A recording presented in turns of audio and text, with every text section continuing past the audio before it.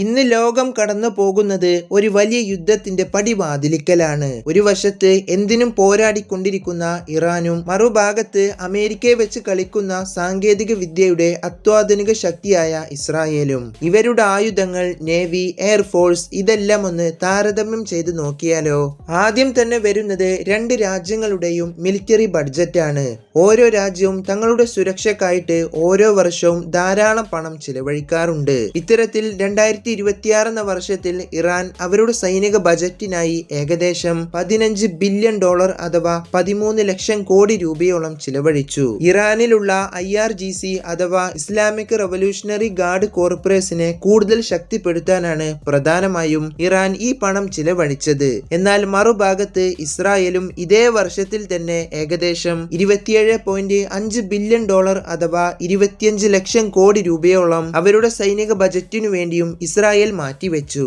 അടുത്തതായിട്ട് ഇരു രാജ്യങ്ങളുടെയും സൈനിക ബലം മാൻ പവർ ആണ്. ലോകത്തുള്ള ഏത് രാജ്യങ്ങളുടെയും സൈനിക ശക്തി കൂടുതൽ ശക്തരാക്കുന്നത് അവരുടെ സൈനികരുടെ എണ്ണം കൊണ്ടും കരുത്തുകൊണ്ടുമാണ്. ഇവിടെ ഇറാന്റെ ഏറ്റവും വലിയ കരുത്ത് അവരുടെ കൂറ്റൻ സൈനിക പടയാണ്. 6,10,000 വരുന്ന ഏതു നേരത്തും സജീവമായിരിക്കുന്ന സൈനികർ ഇറാനുണ്ട്. ഇനി ഇത് കൂടാതെ 3,50,000 വരുന്ന റിസർവ് സൈനികരും ഇവർക്കുണ്ട്. അതായത് ടോട്ടലായി ഇറാൻ സൈന്യത്തിലുള്ളത് ഏകദേശം 9,60,000 വരുന്ന സൈനികരാണ്.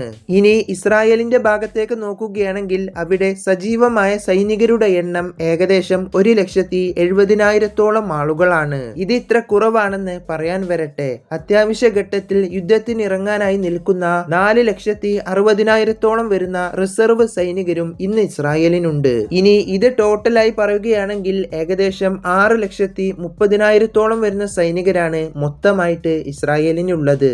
അടുത്തതായി നേവിയുടെ കാര്യം നോക്കുകയാണെങ്കിൽ ഇറാന്റെ കൈവശമുള്ളത് 17 വരുന്ന സബ്മറൈൻ അഥവാ വലിയ അന്തർവാഹിനികളും 68 വരുന്ന വലിയ യുദ്ധ കപ്പലുകളുമാണ്. പേർഷ്യൻ കടലിൽ ഏത് സമയവും ആക്റ്റീവായി തന്നെ ഇറാൻ നേവി ഉണ്ടാകും. ഇനി ഇസ്രായേലിന്റെ ഭാഗത്തേക്ക് നോക്കുകയാണെങ്കിൽ അവിടെ ഉള്ളത് ഇതുപോലുള്ള വലിയ 5 അന്തർവാഹിനികളും അതുപോലെ 49 വരുന്ന വലിയ കപ്പലുകളുമാണ്.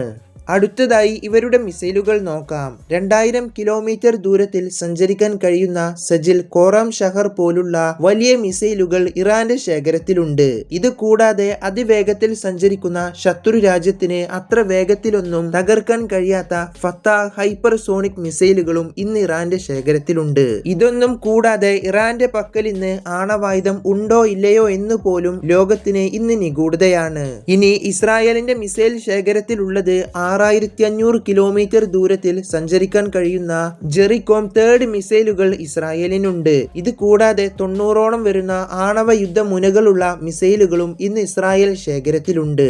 അടുത്തതായി വരുന്നത് കരസേനയുടെ വിവരങ്ങളാണ്. യുദ്ധം കരയിലാണെങ്കിൽ അതിനും ഇരു രാജ്യങ്ങൾക്കും ധാരാളം ആയുധങ്ങളുണ്ട്. ഇറാന്റെ പക്കലുള്ളത് ഏകദേശം 10,000 വരുന്ന യുദ്ധ ടാങ്കറുകളും 7,000 വരുന്ന ആർട്ടിലറി സിസ്റ്റങ്ങളുമാണ്. ഇത് കൂടാതെ T-72 എന്ന പ്രത്യേക ടാങ്കറുകളും ഇറാന്റെ കരുത്താണ്. ഇസ്രായേലിന്റെ കാര്യത്തിൽ ഇതുപോലുള്ള യുദ്ധ ടാങ്കറുകളുടെ എണ്ണം കുറവാണെങ്കിലും ഏറ്റവും മികച്ച മെർക്കാവ 4 ഇസ്രായേലിന്റെ പേര് കേട്ട യുദ്ധ ടാങ്കർ ആയുധമാണ്. ഇതൊരു ചലിക്കുന്ന ആയുധ കോട്ട എന്ന് വേണമെങ്കിൽ ചുരുക്കം പറയാം. അവസാനമായി വരുന്നത് ഇരു രാജ്യങ്ങളുടെയും എയർഫോഴ്സ് ആണ്. ആകാശത്ത് വെച്ച് യുദ്ധം ചെയ്യാനും രണ്ട് രാജ്യങ്ങളുടെ പക്കലും ധാരാളം യുദ്ധവിമാനങ്ങളുണ്ട്. ഇറാന്റെ ശേഖരത്തിലുള്ളത് ഏകദേശം 312 വരുന്ന വലിയ യുദ്ധവിമാനങ്ങളാണ്. ഇവയിൽ അധികവും പഴയ സാങ്കേതിക വിദ്യയിൽ പ്രവർത്തിക്കുന്നവയാണ്. എന്നാൽ ഇസ്രായേലിന്റെ ശേഖരത്തിലുള്ളത് F-35, F-16, F-15 എന്നീ തുടങ്ങിയ 345 വരുന്ന അത്യാധുനിക യുദ്ധവിമാനങ്ങളാണ്. നമ്മൾ ഇവിടെ പറഞ്ഞ ആയുധങ്ങളൊന്നും കൂടാതെ ഇന്നും പുറത്തു വരാത്ത പല അത്യാധുനിക മിസൈലുകളും ആയുധങ്ങളും രഹസ്യ താവളങ്ങളുമൊക്കെ ഇരു രാജ്യങ്ങൾക്കും ഉണ്ടായേക്കാം. ഇന്നേക്ക് 3 ദിവസമായി ഇറാനും ഇസ്രായേലും തമ്മിലുള്ള യുദ്ധ സംഘർഷം തുടങ്ങിയിട്ട് ഇനിയും ഇതിനൊരു അവസാനം കണ്ടിട്ടില്ലെങ്കിൽ ഇത് വലിയ രീതിയിൽ തന്നെ ലോകത്തെ മുഴുവൻ ബാധിക്കുന്ന നിലയിലേക്ക് കാര്യങ്ങൾ മാറും. അപ്പോൾ വീഡിയോ ഇവിടെ അവസാനിപ്പിക്കുകയാണ്. നിങ്ങളുടെ അഭിപ്രായങ്ങളെല്ലാം കമന്റ് ചെയ്യുക. അപ്പോൾ അടുത്തൊരു വീഡിയോയുമായിട്ട് കാണാം.